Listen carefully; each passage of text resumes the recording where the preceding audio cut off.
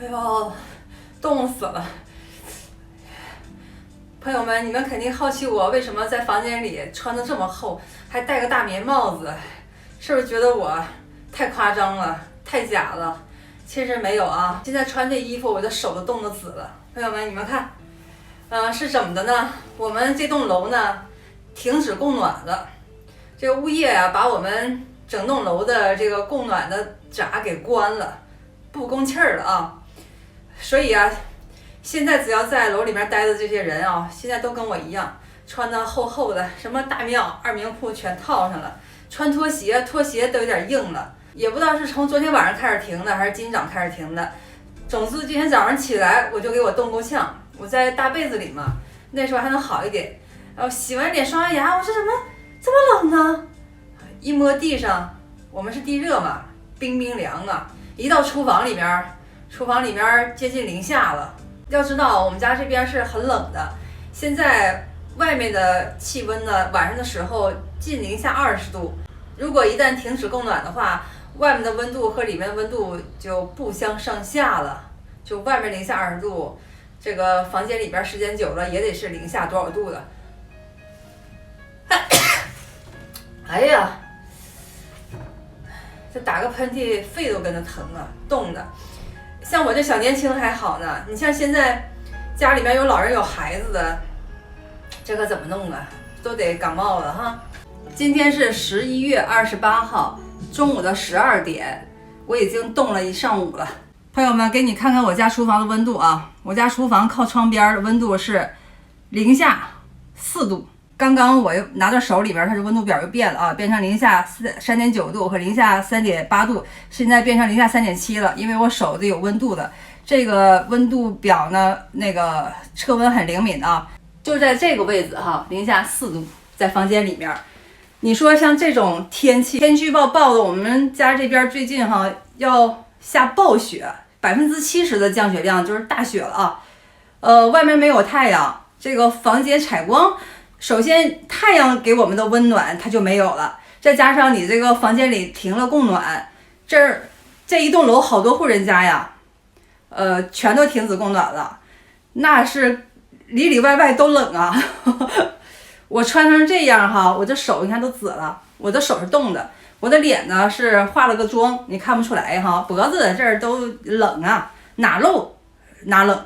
房间里面是阴凉的，在东北如果冬天没有供暖的话就没办法活。而且呢，住楼房它不像在农村住平房哈，你可以烧个炕啊，烧个炉子啊，烧个什么锅呀什么的哈，那不一样，楼上什么取暖措施都没有，因为在东北哪有停暖气这个说法呀？水箱脏了，洗水箱今天停水，或者不小心哪个电线刮断了，暂时断个电而已，这是常见的。但是你这个人为的故意把这暖气给停了，老人小孩你看我都冻得左一个喷嚏右喷嚏的，那老人小孩怎么办？特别是有刚出生的小孩啊，几个月的，天天光屁股换尿布的，他们怎么办呢？我倒没事儿，哎呀，也不知道咋想的。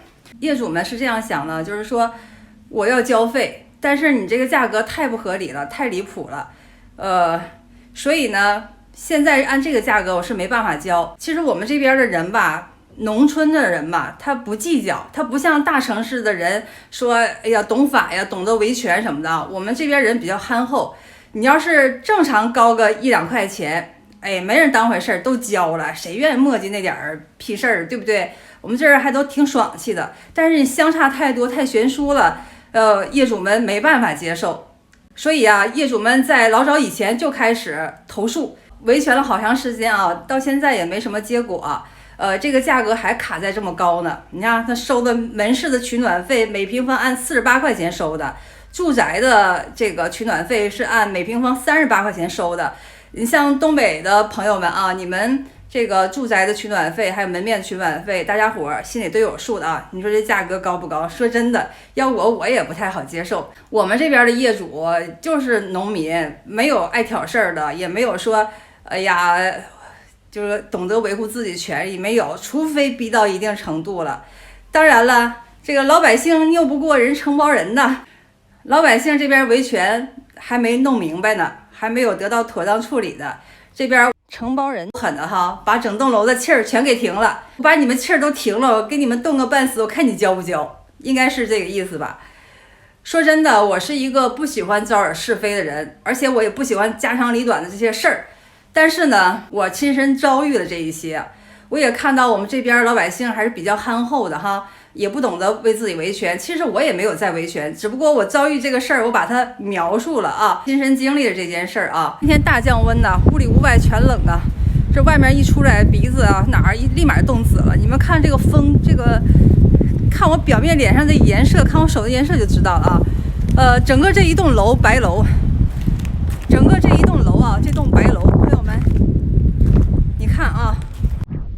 这是2单元，这是3单元，咱继续往那走啊！一看，看一共有几个单元，就知道有多少户人家了啊！你家停气儿了吗？停了。哎呀，冻死了！一共8个单元。8个单元，8个单元，一个单元两户，一共6层。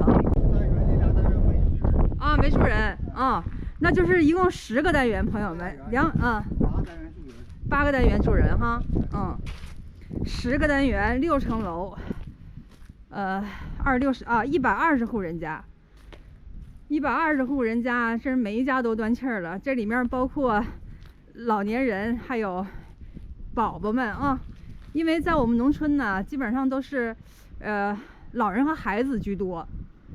这青年呢，基本上不在家，在外面工作了、打工什么的都没回来，所以啊，像这样年龄段的人是最怕冷的，他免疫力什么的都不行啊。来，咱们看看取暖费的单价啊，看看这个啊，这个是住宅，每平方38元，门市和车库每平方48元，车库也按照门面费的价格付。哎，在东北养车库还养不起呢，像在我家这地方啊，26、12 120户人家，这120户人家全都家里面冷兮兮的，冻得够呛，挺子供暖的。而且呢，我说了，我们这边的人呢，哈，都是农村人，都是老年人，真的遇到这种情况哈，都不知道向谁投诉去，也不知道向哪说理去。说白了，别说投诉了，他们不懂。就是都找不到说理的地方去，他们也不知道现在停完之后该怎么办，是在这硬挺着，还是说就交这个不合理的价格？哎呀，没招啊！哎呀，我这年轻人还在家呢，我还能跟大家伙嘚啵嘚啵这事儿，哎呀，真是没招的呀，气死个人呐！如果哈有人托关系看面子哈，什么说一些什么话哈，让我把视频删掉，我是不会删的啊。我先把丑话说到前面。当然了，这个视频可能是会对这个承包人哈，有一些影响，因为他觉得哎呀侵犯他的这个个人利益了，但是你要想想，我也是业主的孩子，我住在这儿，这是我亲身的遭遇。而且呢，我们整栋楼哈，这个老人和小孩现在都在挨冻呢。我只是把一个事实的情况阐述在上面。如果说因为这个事情哈，我会遭到什么恶意报复啦，对不对？什么挤兑我了，对不对？或者是给我父母哈带来困扰，比如说我们家是在这儿的原住民，他们承包人是谁？其实我也不知道啊。他们弄点人什么的，给我们家使坏什么的啊。我都做好这种坏的这个打算了，虽然是鸡毛蒜皮一些小事儿，但是在这种偏远的地方有可能会发生，有这种几率啊。但是我把这话放在这儿啊，我大莹莹是讲理的人，我也是吃软不吃硬。你要是跟我来这套的话哈，咱们就一镜撸到底。